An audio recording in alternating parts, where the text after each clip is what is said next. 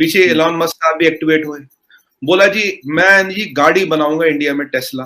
बोला अच्छा बना भाई। कहता नहीं नहीं नहीं, हमने उसको बोला भाई तेरे को गाड़ी बनानी तो इंडिया में बनाना, मेक इन इंडिया।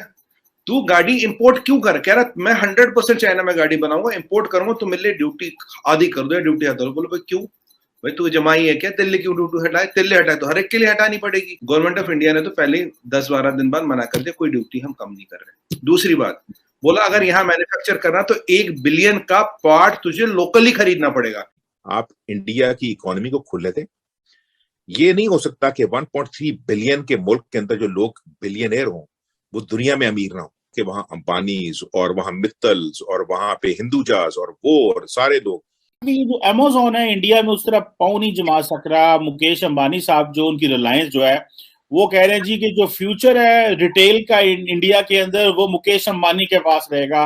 पेज फंसाता है जो अमेज़न इसको सुखा सुखा के मार रहा था, वो कहानी हो गई खत्म। अब रिटेल भी, फ्यूचर रिटेल भी चलेगा, नौकरियां भी नहीं जाएंगी, काम भी चलेगा। आज मालिक आप थे, कल मालिक मैं हूं, फर्क कुछ पड़ना नहीं, नीचे काम चलता रहेगा। वैसे भी रिलायंस का बहुत बड़ा रिटेल बिजनेस है इंडिया।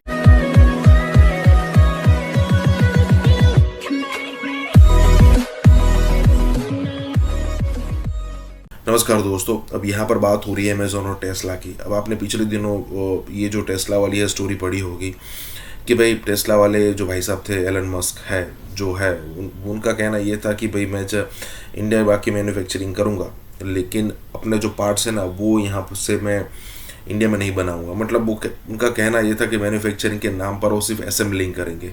सारा जो मेड इन चाइना जो उनके जो पार्ट्स है वो यहाँ पर लाएंगे, फिर वो बनाएंगे या फिर गाड़ी ही प्रॉपर लाएंगे।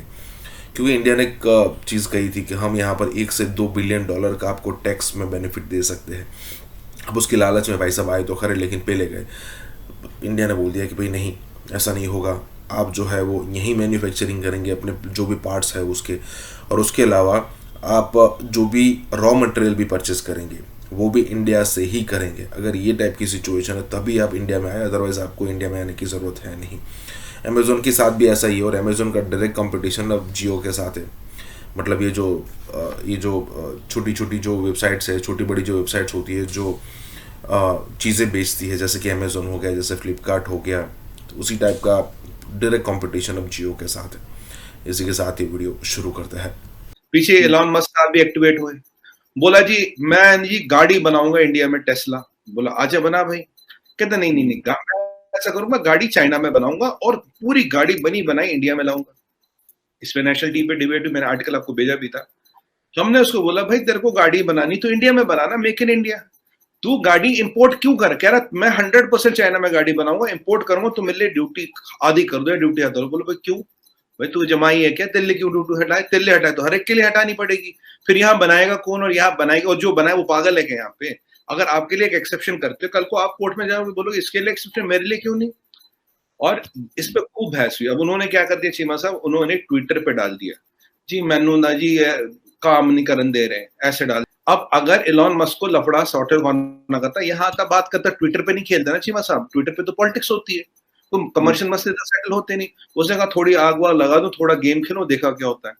फिर मैंने पूरा एक आर्टिकल भी लिखा था इस पे, आपको भी भेजा था, और नेशनल टीवी पे मैंने सीरियसली समझा था क्या हुआ क्या नहीं हुआ, और उसका इम्पैक्ट क्या होता। चीमा साहब, गवर्नमेंट ऑफ इंडिया ने तो पहले 10-12 दिन बाद मना कर दिया, कोई ड्यूटी हम कम नहीं कर रहे। दूसरी बात, बोला अगर यहाँ मैन्युफैक्चर करना तो 1 बिलियन का पार्ट तुझे लोकली खरीदना पड़ेगा। कल को तो ऐ ना कर ले कि पार्ट लिया है चाइना से और यहाँ जोड़ दे, कह रहे। और गेम क्या था? गेम यही थी चीमा साहब, जो हमारा ऑटोमोबाइल सेक्टर है 7.5% जीडीपी कंट्रोल करता है, सबसे इंडस्ट्री में सबसे बड़ा सेक्टर है, सबसे ज्यादा जॉब्स देता है रियल एस्टेट के बाद। अब उनका आइडिया था कि इसमें घुस जाओ, गाड़ी वाड़ी लाओ, चाइना से गाड़ी बना के लाओ, क्योंकि आज उनकी 50% सेल चाइना से आती है। नाम का अमेरिकन ब्रांड है, नेटवर्थ इज डिपेंडिंग ऑन रेमो करम ऑफ सीसीपी। पीछे उन्होंने खींच दिया था तो 60% वेल्थ गिर गई थी। जो अमेज़न है इंडिया में उस तरह पाँव नहीं जमा सक रहा। मुकेश अंबानी साहब जो उनकी रिलायंस जो है वो कह रहे हैं जी कि जो फ्यूचर है रिटेल का इंडिया के अंदर वो मुकेश अंबानी के पास रहेगा। मुकेश अंबानी बहुत बड़ा नाम है, इंटरनेशनल नाम है, मतलब बिलियनियर है, मतलब he is a name in India, he is a name in the world in fact. तो ये क्या है, क्या why Amazon is not getting that space? अभी जो इंडिया का रिटेल मार्केट था 2017-18 में $883 बिलियन था। नाउ इन 2026 ये अमेरिकन रिसर्च कहता है, अमेरिकन स्टैंडर्ड कहता है is $1.7 trillion by 226, 4 years down the line, 4 साल बाद $1.7, और आने वाले 15 से 20 सालों में इट विल बी $3 ट्रिलियन। शायद एक बार मैंने आपको पहले भी बताया था, $3 ट्रिलियन का रिटेल मार्केट है। बिग बाजार काफी फेमस है, हर जगह है। अब इन्होंने भाई साहब क्या किया, इन्होंने अमेजोन के साथ टाई अप कर लिया। अमेजोन ने यहाँ थोड़ी बहुत पेच लगाया। अब देखिए अमेरिकन लोग की मेंटेलिटी होती है मिनिमम पैसे लगा के मैक्सिमम फायदा कैसे उठाया जाए, ठीक है जी। उन्होंने पेज क्या लगा, उन्होंने 1500 करोड़ उनको बिग फ्यूचर ग्रुप को उनके एक और वेंचर में दे दिया, भाई आप किसी इस वेंचर में किसी और वेंचर में जो सेम ओनर्स का था आप उसमें लगाए।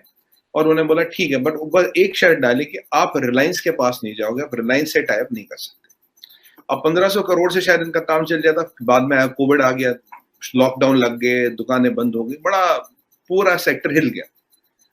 अब उसके दौरान इन्होंने इनको कहा भाई देखो भाई ये जो 1500 करोड़ है इससे हमारा काम नहीं चलेगा, हमें और पैसे चाहिए to survive because we are getting into debt. अब जेफ बेजोस साहब ने बोला देखो भाई ये जो हमने आपको 1500 करोड़ का इसमें वो डाला है, इससे ज्यादा हम दे नहीं सकते। तो इन्होंने रिलायंस को अप्रोच किया।